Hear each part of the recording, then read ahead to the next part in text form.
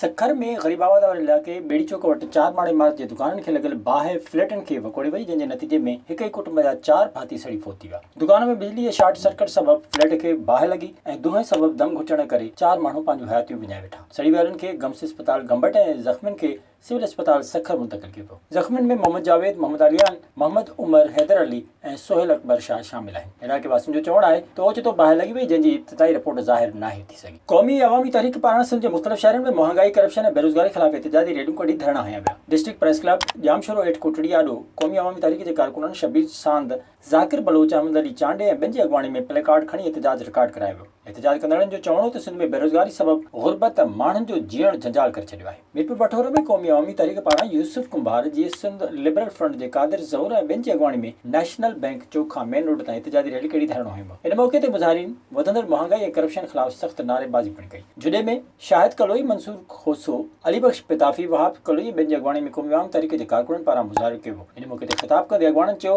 त सिंध में गुज़िरियल 15 सालनि में को बि तरक़ियाती कमु न थियो आहे। सॼी बजट करप्शन जे वर चढ़ी वई आहे। उन्हनि मुतालबो कयो त जरूर समेत सिंध जे मिड़नि शहरनि में तरक़ियाती कम कराए महांगाई ऐं बेरोज़गारी ख़तमु कई वञे। गॾियल अरब अमारतुनि जे कौंसलर जनरल कराची बख़ीतुर रहमान अलमारूती शेख ज़ैद अस्पताल मीरपुर साकरो जो दौरो कयो ऐं अस्पताल में लेप्रोस्कोप मशीन जो इफ़्तिताह कयो, जंहिंजी मालियत 60 लख रुपया आहे। अहिड़े क़िस्म जे इलाज ते 2 लख रुपयनि खां 2.5 लख रुपया ख़र्च अचे थो। शेख ज़ैद अस्पताल मीरपुर साकरो में उहो इलाज मुफ़्त कयो पियो वञे। बख़ीतुर रहमान अलमारूती शेख ज़ैद अस्पताल में थींदड़ इलाज जो जाइज़ो वरितो, जंहिं दौरान अस्पताल इंतज़ामिया पंहिंजी कारकर्दगी बाबति खेसि ब्रीफिंग पिणु ॾिनी। इन मौक़े ते ॻाल्हाईंदे बख़ीतुर रहमान अलमारूती चयो त हितां जे ग़रीब आवाम खे जदीद इलाज जूं सहूलियतूं मुहैया करण लाइ अञा बहितर क़दम खणंदासीं। इन मौक़े ते अब्दुल गनी गबोल, अब्दुल कलमती, साहिब खान बलोच ऐं ॿिया बि मौजूदु हुआ। तंगवाणी जी भिटाई कॉलोनी पुलिस थाणे जी हद ॻोठ मोहम्मद अमीन सुदराणी में कणिक जे फसल मां लाश हथ कई वियो। ॻोठाणनि लाश ॾिसी पुलिस खे इतला कयो, जंहिं बाद वासन बरकत पुट जलाल जखराणी तौरु सुञाणप कई। लाश जे पासे मां पिस्टल हथ कयो वियो, जॾहिं त जिस्म ते तशद्दुद जा निशान ऐं ॻाटो टुटल मिलियो। वासन भाउ मोहम्मद मुराद जखराणी ऐं पुट दिलदार